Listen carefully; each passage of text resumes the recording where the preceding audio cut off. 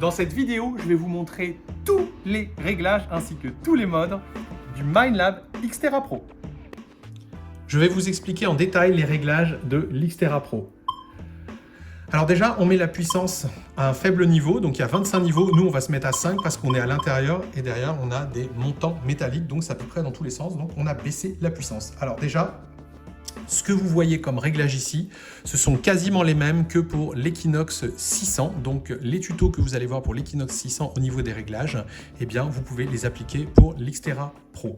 Alors on va commencer. Donc ça vous permet de naviguer dans les menus, vous voyez. C'est exactement comme un Equinox. Je vais vous expliquer après ce que c'est. Moins et plus vous permet d'ajuster chaque réglage, mais également si vous êtes en dehors de menu, de régler la sensibilité qui va de 5 à 25. Nous, ce qu'on va vous dire, c'est que 25, c'est le maximum, mais ça va faire des faux signaux. Vous n'hésitez pas, pour débuter, vous mettez à 20 et vous augmentez jusqu'à ce que l'appareil ne soit plus stable, donc 22, 23. Et sur certains terrains, on peut même détecter à 25, il n'y a pas de problème. Ensuite, on a fait déjà ces trois touches-là.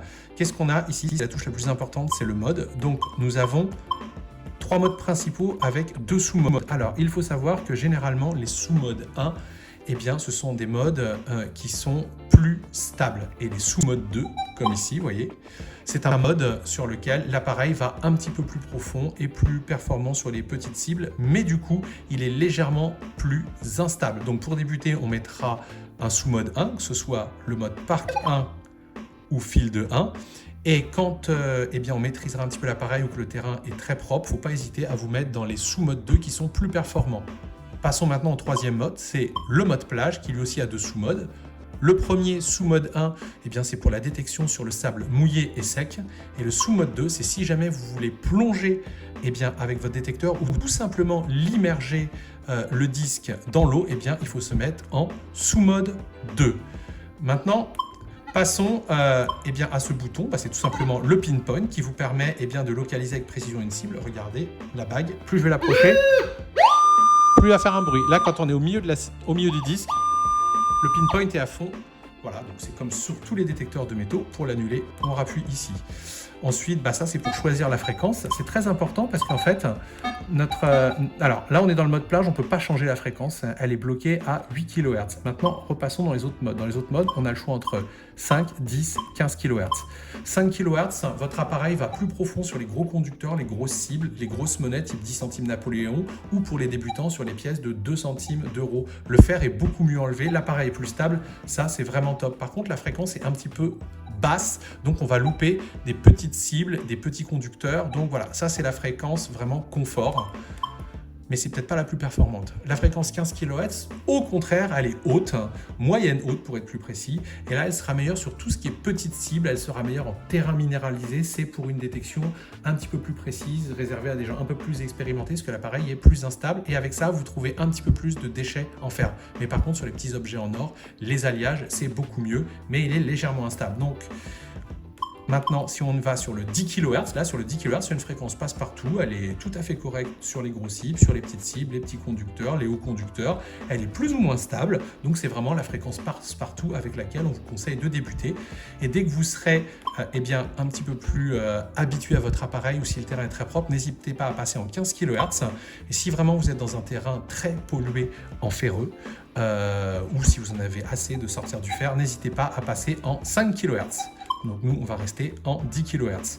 Maintenant, nous allons voir les réglages avancés des menus. Ça, le premier, c'est comme sur tous les appareils multifréquences Minelab depuis des années, ce qu'on appelle un noise cancel, c'est la réduction du bruit. Ça vous permet de limiter les interférences électromagnétiques dues aux autres appareils et aux lignes haute tension et autres phénomènes électromagnétiques. Une clôture électrique, par exemple, une voie ferrée, regardez, ou un câble enterré. On appuie là. Il va se calibrer, regardez toutes les fréquences, et il va éliminer celle qui lui pose problème. Bon, elle est là. Voilà, on peut le faire avec n'importe quelle touche. Ouais, c'est rigolo. Voilà, suivant maintenant. Ça, c'est ce qu'on appelle l'effet de sol. L'effet de sol vous permet de vraiment calibrer votre appareil par rapport au degré de minéralisation du sol. Ça se fait en pompant. Voilà, bon, c'est pas forcément requis sur tous les terrains. mais ça vous garantit toujours d'avoir les meilleures performances si votre effet de sol est bien calibré. Ainsi, si vous passez d'un terrain très minéralisé à un terrain peu minéralisé, ou si vous passez par exemple d'une forêt à un champ, d'une prairie à un champ qui a été retourné, n'hésitez pas à faire un effet de sol. On vous montrera en détail dans une autre vidéo comment calibrer l'effet de sol. Là, c'est tout simplement le volume sonore. Vous voyez, on l'a. Et là, on a des réglages avancés. Ça fera l'objet aussi d'une autre vidéo, c'est-à-dire qu'on peut vraiment assigner des sons à certaines tonalités, on peut régler le volume du fer, tout ça, ça se fait en restant appuyé longtemps sur le bouton. Mais là, quand vous y êtes, c'est tout simplement pour régler le volume sonore. Ça, c'est ce qu'on appelle ensuite le seuil sonore. Le seuil sonore, c'est un léger bourdonnement, vous entendez ? Il vous permet tout simplement de régler l'effet de sol, ce qu'on a vu tout à l'heure. Ça ne sert pas à grand chose pour le prospecteur débutant, c'est vraiment pour les prospecteurs confirmés. Maintenant, passons au nombre de tons. L'appareil vous donne la possibilité de travailler en un ton, c'est-à-dire quel que soit le métal, il va vous faire le même bruit. Écoutez. Très bien. Bon, on a mieux, on a 2 tons. Là, vous entendez, c'est quand même beaucoup plus pratique. Nous, c'est ce qu'on va vous recommander d'utiliser, le 2 tons. Après, vous avez 5 tons, vous voyez. Là, ça fait 5 tonalités différentes, médium, médium aigu, aigu, médium grave, selon le métal. Regardez, on a même mieux, on a AT, qui veut dire all tones, c'est-à-dire toutes les tonalités. Et là, on a 99 tonalités. Et enfin, on a le mode DP, c'est le mode qui vous permet en fait d'ajuster le volume sonore par rapport à la cible. C'est-à-dire que si votre cible est très petite ou alors profonde, votre appareil va émettre un son qui est très faible. Si votre cible est de taille très importante ou alors peu profonde, il va émettre un son qui va être très fort. Donc ça vous restitue la profondeur et la nature de la cible avec le volume sonore. Mais pour débuter, nous on vous conseille vraiment de vous mettre en 2 tons. Ensuite, qu'est-ce qu'on a comme réglage? On peut s'amuser à remettre la discrimination. Alors là, le petit défaut qu'a l'Xterra Pro comme les Equinox, c'est que dans les modes Park et Field 1, il nous enlève 1 degré de discrimination en trop. Regardez là. Alors que si je passe en mode 2, vous allez voir, je vais passer en sous-mode 2. Là, quand on y est, on a bien ce truc de discrimination, cette barre de discrimination qui est remise. Alors à quoi correspond cette barre qui est enlevée? Eh bien à des petits morceaux d'aluminium ou de zinc qui polluent parfois les parcs et jardins, dont sont friands les Américains. Le problème, chez nous, si on enlève cette barre ici, eh bien, qui correspond à l'aluminium et quelques petits déchets en zinc, certes, on enlève moins de déchets, mais on peut perdre certains petits bijoux en or et certains petits alliages très anciens. Donc nous, le but du jeu, ça va être de la remettre. Alors je vais vous montrer comment on fait pour la remettre. Donc regardez, là, vous voyez, là elle est enlevée, c'est pas bon du tout. Donc, retournons dans le mode discrimination, il est ici, et là, je vais faire avancer mon curseur. Vous le voyez, il avance là. Je vais le mettre ici. Voilà, il est dessus, là, hop. Et là, je vais appuyer là-dessus. Et là, regardez ensuite, vous voyez, elle a été remise. Et imaginez, je veux la renlever, il n'y a pas de souci, j'y retourne. Pardon, voilà, ici. J'y retourne, et là, je rappuie.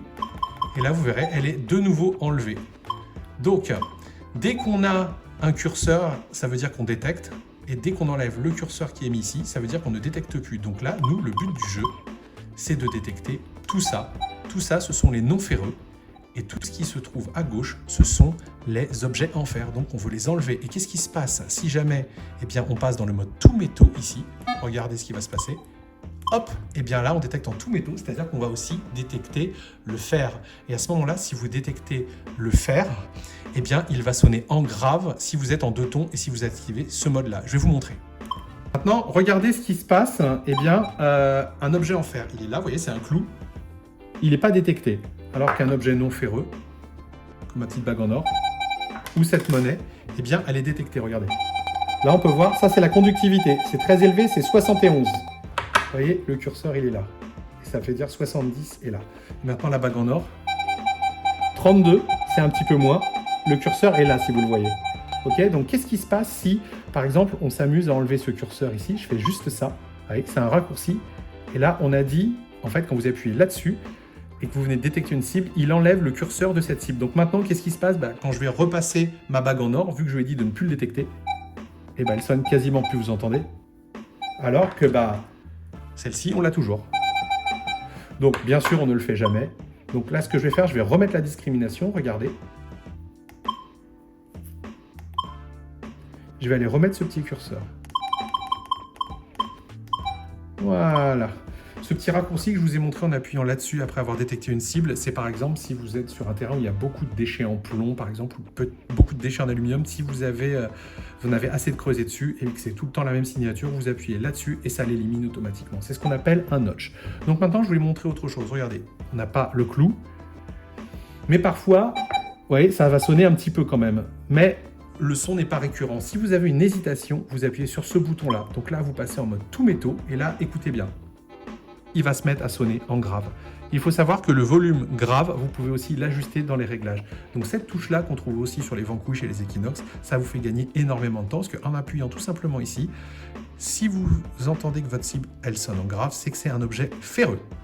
Maintenant, on va regarder un autre réglage qui est très important, c'est la réactivité. La réactivité, on l'a généralement sur les appareils haut de gamme et là, elle va de 1 à 3.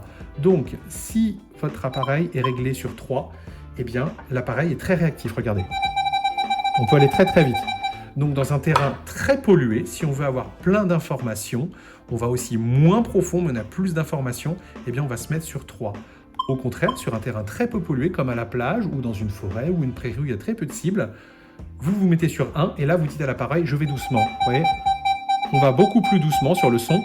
Donc l'appareil ira beaucoup plus profond, mais il aura également moins d'informations. Donc avec une réactivité de 1, il est possible qu'on sorte plus de fer. Mais d'un autre côté, vous irez plus profond. C'est pourquoi, si vous débutez, on vous invite à vous mettre sur une réactivité moyenne, c'est-à-dire à 2. Donc je vais vous montrer maintenant les dernières fonctionnalités. Donc regardez ici, quand on reste appuyé, là c'est pour le son, et là, quand on reste appuyé, on entre dans le menu tonalité. Donc vous voyez, là on a mis 5 tons, donc on a une tonalité, 2 tonalités, 3 tonalités, 4 tonalités, 5 tonalités.